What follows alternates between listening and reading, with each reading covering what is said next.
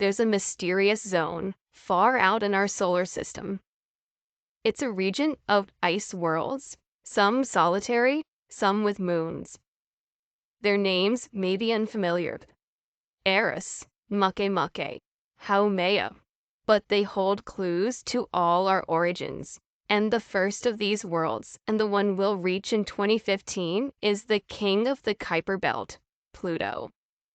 The long journey of NASA's New Horizons mission began in 2006 aboard America's biggest, baddest rocket, tricked out with every conceivable booster. We built a very light spacecraft and bought a very large launch vehicle. And the combination is ferocious, but in some sense, it all began in 1930 with Clyde Tombaugh, 24 years old and fresh off a farm in Kansas, but willing to spend long hours scanning star fields, find a moving point of light. Humanity's first glimpse of Pluto. The dream of actually getting to Pluto began with a 6-year-old boy in love with science, who grew up to lead a team of brilliant researchers and engineers with dogged persistence through decades of planning and building and testing. A race against time just to get to the launch pad, exploring the outer solar system. Because it's so far, takes a lot of time. It requires a lot of patience, a lot of dedication, a lot of perseverance. But it's the frontier. Assuming all goes well at Pluto, NASA may choose to extend the adventure further out into the Kuiper Belt, the solar system's mysterious third zone. This is maybe the one chance in my lifetime that we're going to get a spacecraft up there and look up close at one of these Kuiper Belt objects. December 6th, 2014. Yeah, long wake up for the big rising. New Horizons wakes up for the last time from hibernation. New Horizons is speeding towards Pluto at a phenomenal rate, and we can't wait for it to get there. January 27, 2015, 6 months of approach science begins. July 14, 2015, New Horizons long journey, 3 billion miles, 9 years in flight, and 85 years of speculation about Pluto. Climaxes in 1 day of close approach and flyby. We're around in third base and we're headed home. The dream, the adventure, the promise of discovery. That's what makes 2015 the year of Pluto.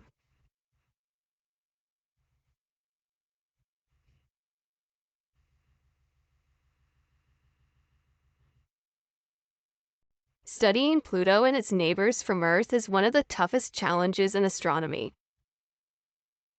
It takes the largest telescopes and most advanced instrumentation on the planet, and it's tough even for the Hubble Space Telescope. And it takes time from the discovery of Pluto in 1930 to NASA approving the New Horizons mission in 2001 to arriving at the planet in 2015. It's been 85 years, and time passing is definitely an actor in our story. But it's the combination of human skill, cutting-edge image processing, and sheer bloody-minded persistence that has resulted in the most important discoveries. And that's a tale as true today as back in 1930, when Pluto was first found by Clyde Tombaugh. In 2011, at the SETI Institute near San Francisco, Mark Showalter used Hubble data to discover 2 new moons around Pluto, although he was actually looking for possible rings. Showalter has found rings associated with small moons around other planets, and that was kind of the motivation for checking out Pluto. It's got 2 little satellites. Satellite 3 is clouds of dust. Let's see what might be there.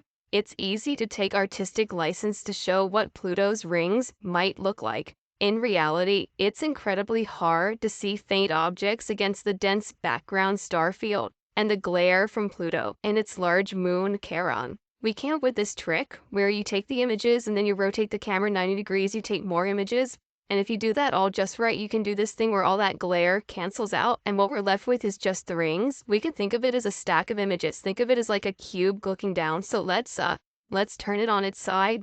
So now if we start peeling off the layers and looking downward through the stack, things suddenly become much, much cleaner. For example, Hydra and Nyx show up very, very cleanly, but the thing that immediately caught my eye was this little dot right there. It's not a perfectly sharp hot pixel like over here, and that's what made it pretty convincing to me that we had seen a very small moon of Pluto that nobody had seen before. To be sure you've detected a real moon or planet, you have to show it's moving, unlike the background stars. The thing that makes moons distinctive is if we come back later, they'd all have shifted because they all orbit the central planet. This required a great deal of patience to then wait about 6 days until we got our next set of observations of the Pluto system.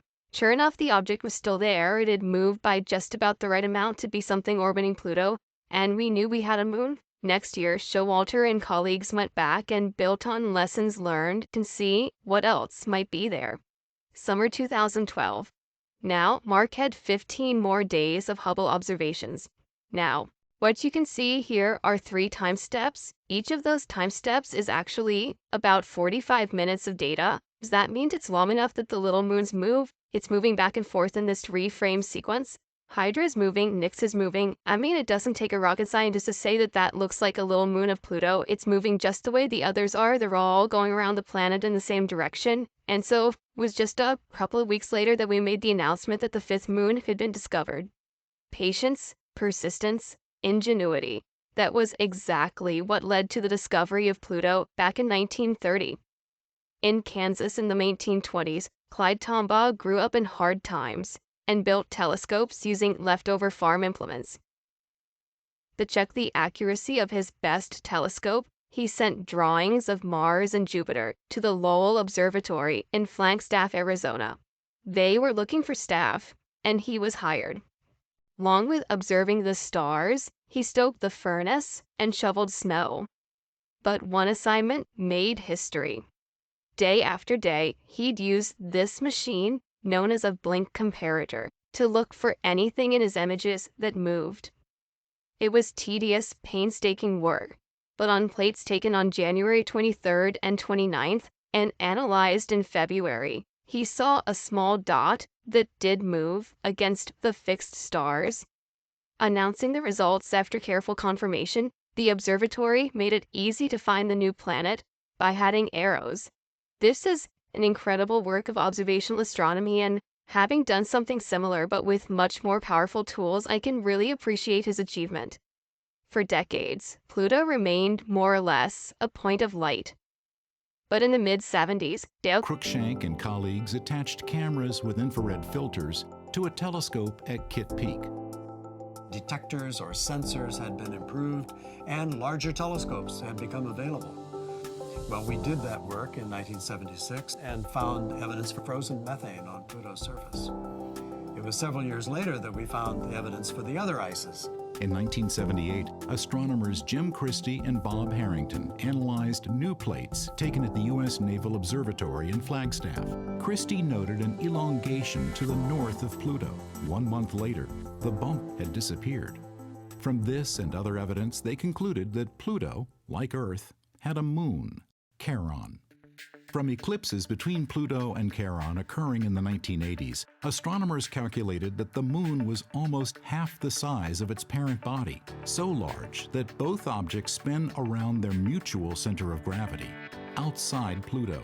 Pluto and Charon were the first double dwarf planet combo discovered in our solar system. Using the basic physics of their orbits and the distance between them, astronomers could calculate their mass and size. Pluto was a little smaller than Earth's moon, about 1,500 miles in diameter, and had only 1/10 its mass. Between 1985 and 1990, astronomers were in luck. As Pluto and Charon orbited their mutual center of gravity, each passed in turn in front of the other. The so-called mutual events allowed astronomers like Mark Bowie to capture the changing patterns of light. Patiently, Bowie created a map of Pluto. Pluto turned out to have one of the 2 most contrasty surfaces in the entire solar system. In the mid-90s, Bowie and Alan Stern used the Hubble Space Telescope to make the first direct images of Pluto's surface. And it's exciting to Mark and I and to our whole scientific team to be able to see this object that no humans really could glimpse as a real planet, as a real object in the solar system previously. In 2005, Hal Weaver and Alan Stern used the Hubble for another close-up look at Pluto and Charon. They discovered 2 small, dim moons where only Charon had been seen before. Now we know from Mark Showalter's work that there are 2 more moons, making the current total of 5, and that Pluto is a genuine mini-planetary system. From its size and orbit, astronomers estimated that Pluto is perhaps 70% rock and 30% ice. That makes it one of the largest of a whole new class of objects, the ice dwarf planets, making up what's known as the Kuiper Belt. This region is named for Gerhard Kuiper, a leading mid-20th century planetary astronomer. Kuiper suggested that the solar system didn't end with Neptune and Pluto, but that there should be a disk of other worlds beyond them.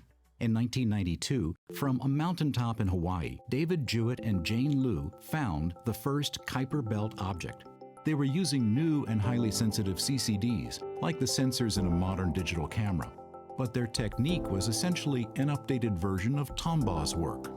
Take carefully registered images of a patch of sky and see if anything moves against the distant stars. This one, QB1, did just that. It was only a few hundred kilometers across, 10 times smaller than Pluto, but still huge compared to a comet. Since then, teams of astronomers have found around 2,000 KBOs. Informed by cutting-edge astronomy, but with a fair dose of artistic license, let's take a trip through this third zone of our solar system. We used to think of the solar system consisting of 2 different types of planets. The planets we call the terrestrial planets, which are Earth-like planets. That would be Mercury, Venus, Earth, and Mars. Next out, the asteroid belt. Fragments of worlds smashed to pieces by gravitation and collisions. Then come the 4 gas giants. Jupiter and its moons. Saturn with its magnificent rings. Uranus, also ringed. And Neptune.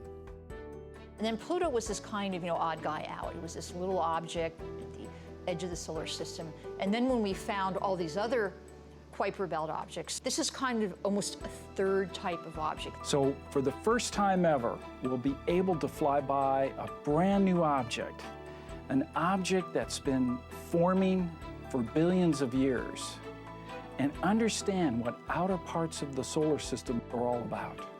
By July 2015, we'll know for sure what Pluto and its moons look like, and that will provide breakthrough information on all those other ice dwarf planets, the most numerous planetary objects in the entire solar system that make up the Kuiper Belt. Actually, the Kuiper Belt is more like a donut, bulging up above and down below the ecliptic where most of the planets move. It's kind of like the asteroid belt, but much bigger. It has hundreds of times more objects in it than the asteroid belt. Let's now visit 5 named KBOs in the exact positions they'll be in on July 14th, 2015, the day when New Horizons flies by Pluto. Quawa was one of the first Kuiper Belt objects discovered. It's about 1,000 kilometers in diameter, a reddish world, covered in water ice, methane, and ethane. And like many KBOs, it has a tiny moon of its own, Waywa. Up above and down below the plane of the solar system, numerous KBOs have been flung about by Neptune's gravity. This region is known as the scattered disk. One of the largest of these KBOs, Eris, is close in size to Pluto and is made of rock and methane ice. Astronomers categorize KBOs by the tilt of their orbits relative to the plane of the solar system. And one of the more highly inclined orbits belongs to Makemake, named for a Hawaiian creation deity. Some of these have methane or water ice on their surfaces. Some of them just seem to be covered in some brownish gunk. There are gray objects out there. There are brown objects out there. There seem to be distinct populations. Some of them seem to be very spherical, and so they probably have warm interiors, and then others are peculiar shapes which suggest they're very cold and strong.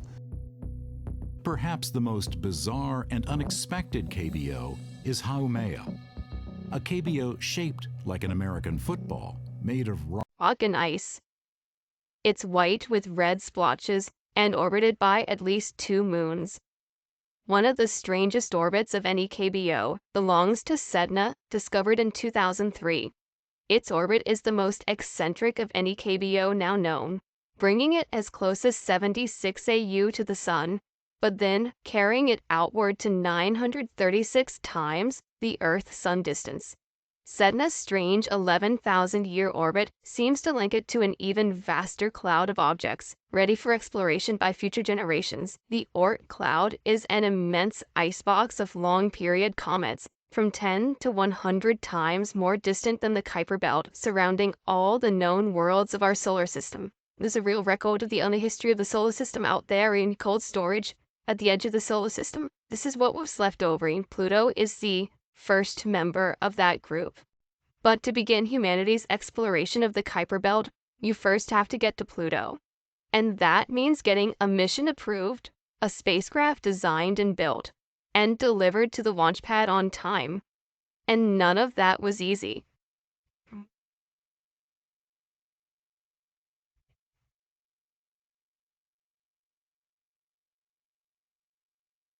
"2015 may be the year of Pluto, but getting there has taken many long years of effort.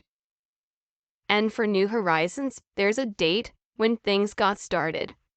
1989. It was the year when George Herbert Walker Bush became president and the Berlin Wall fell.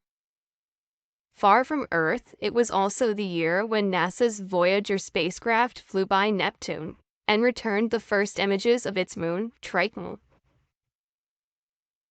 Hairstyles of some New Horizons scientists were very different, but for them, May 5th, 1989 was a most important date. That's the day that I marched into the then Division Director for Planetary Science at NASA headquarters, Jeff Briggs, as a graduate student, and asked him why we are studying a mission to Pluto. And he responded, because no one's ever asked me before. That seems like a brilliant idea. Why don't we do that? Space missions rely on hundreds, if not thousands, of people, but sometimes it takes someone with passion and persistence to make things happen. And for New Horizons, that's Alan Stern. I was interested in this when I was a boy, so I'd been somewhere between in the groove and stuck in a rut for 40 years. There'd been some thought about sending one of the twin Voyager spacecraft past Pluto to complete the exploration of the known solar system. But in the 70s, the scientific establishment wasn't convinced Pluto was all that interesting. Young grad students like Alan, Mark Bowie, and Fran Bagenal thought differently. Back in, about late 1989 or so, there was a bunch of us who were really keen to go to Pluto. And the thing that drew me to it the most was the fact that we knew so little. Here's the frontier. So it was a bit of an opportunity for young people to come in and say, hey, where are we going to go next? What's the next great frontier that we should go explore? And it was clear, out to the Kuiper Belt. Alan, Fran, Mark, and a small band of enthusiasts became known as the Pluto Underground. So we realized to make this happen, we had to get together and campaign hard to make the case to go there and explore this little planet with all its moons. All through the 90s, there were many competing plans for a Pluto mission, like the Pluto Fast Flyby, the Pluto Kuiper Express. A Pluto mission was on, then off, then on, then off. If Pluto mission had been a cat, it would have been dead long ago because they only get 9 lives. And we've had significantly more than 9 stoppages and odd twists and turns. What finally turned the tide was the National Academy's Decadal Survey, a consensus document from leading planetary scientists that ranked a Kuiper Belt Pluto mission highest in priority for medium-class budgets. Finally, after competitive proposals were evaluated, New Horizons, which teamed Alan Stern with the Johns Hopkins Applied Physics Laboratory APL and several other institutions across the country, was selected by NASA on November 29, 2001. Now, plans on paper became metal in clean rooms. In 2004, lead scientist Alan Stern described the mission's key science objective. Well, the key to planetary science is, that you really have to go places to get the resolution to get up close enough to really see what's going on. We want to get up close and personal. The very best resolution of current telescopes looking at Pluto would give this kind of fuzzy image of a much more familiar world. But here's what New Horizons would see if flying over New York City. Lakes in Central Park. Wharves on the Hudson River. New Horizons is the first really of a whole new breed of spacecraft that is focusing on a very specific task for this first mission to Pluto. The questions are basic. What do Pluto and Charon look like? What are they made of? How do their atmospheres behave? We have to really be disciplined and say, we can't know everything. Let's focus on the primary questions and design the instruments to answer those primary questions. The long-range imager LORI will be used for navigation approaching Pluto and close-up views during the flyby. The wide-angle camera, RALPH, has both visible light and infrared sensors to map Pluto and Charon and characterize their icy surfaces. There are 2 fields and particles detectors to probe the solar wind at Pluto.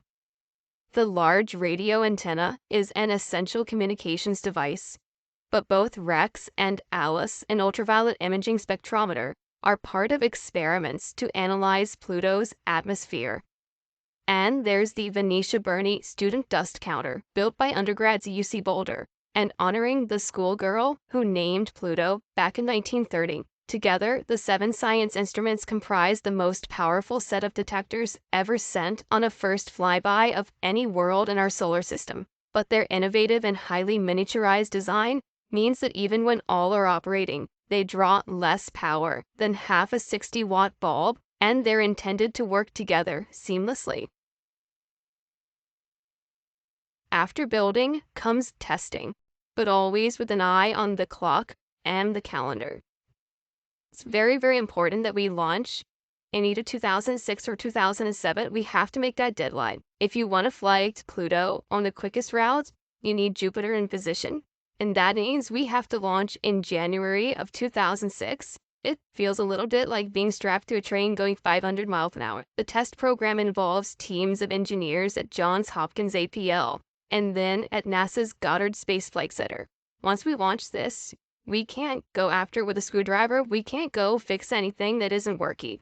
We make sure that we carry plenty of spare equipment on board the spacecraft. If our main computer breaks, we have a backup.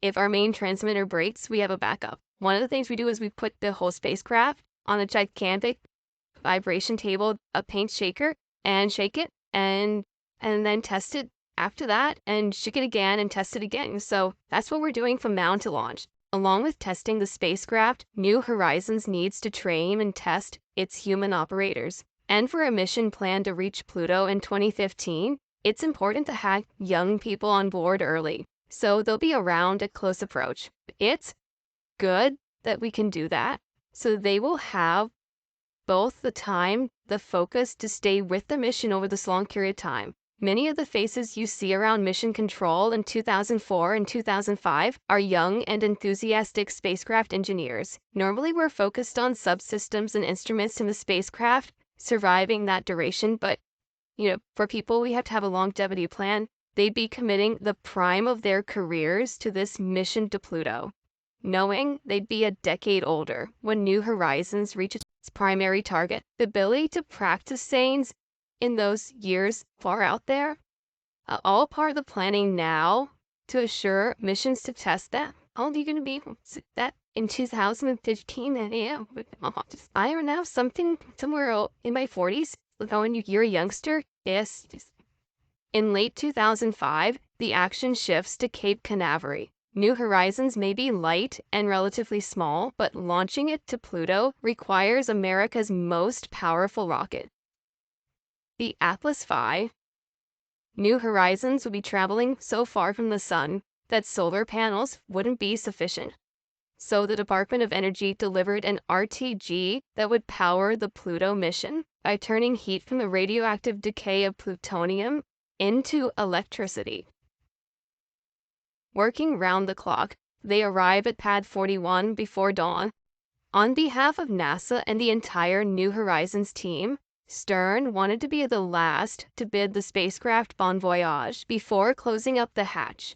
On January 19, 2006, after 17 years of planning, building, and testing, a picture-perfect launch that thrilled onlookers in Florida and the mission operations team back at Johns Hopkins in Maryland. The mission there lifted off Mrs. New Horizons space proximate stickle, which visits Pluto and then beyond.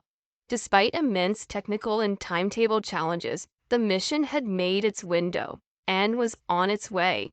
New Horizons' velocity at launch was the fastest ever, traveling almost 60 times faster than a jetliner. In just 9 hours, it passed the orbit of the moon. Apollo had taken almost 10 times that long. 1 year later, a slingshot gravity assist from the giant planet Jupiter provided another 2 kilometers per second boost, cutting travel time to Pluto by 3 full years. But this was more than just a jump in speed. The Jupiter flyby was a scientific dress rehearsal for Pluto. New Horizons instruments returned detailed images of Jupiter's clouds, moons, and rings every other night. Oh, wow, look at that. Then it was off across the empty ocean of space, with no new land in sight, till Pluto in 2015. The spacecraft had been tested and passed with flying colors. Now it was time to test the humans and the ground systems.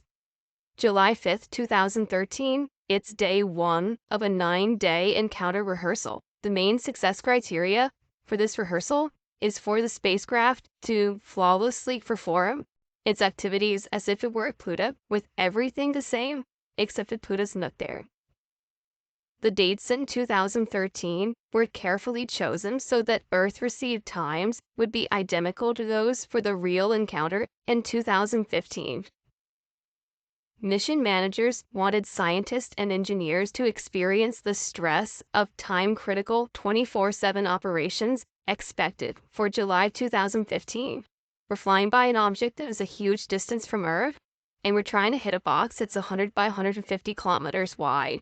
And that then leads into maneuver planning and trajectory control needed to thread that needle and hit that small box that's way the heck out there. This rehearsal would actually be uploading commands to New Horizons to instruct the spacecraft to run through the exact same set of observations as in 2015. There definitely is an element of risk involved, but from one standpoint, if you didn't do any simulation with the real spacecraft at all, I mean, you could argue that could pose more risk because you know what? Such a critical activity only being done once on flight. Those are all invaluable to get us ready and practiced for the one and only shot we'll have to explore the Pluto system. We've been waiting at 12 years since we wrote the proposals to do this rehearsal. It's the last big step before we can do the encounter. We think that we are about 10 million miles out from Pluto in closing. But so far, so good. Props to races.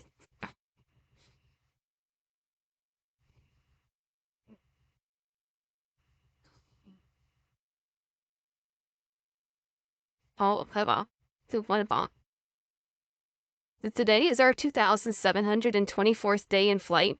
This has been a long time coming, literally. Yeah, I only want to say thanks for all the work. Let them eat cake. Don't let...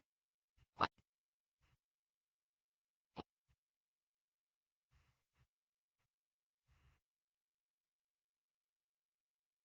July 12th, 2013, standing M for July 14th, 2015. This is it, a minute-by-minute simulation of Encounter Day.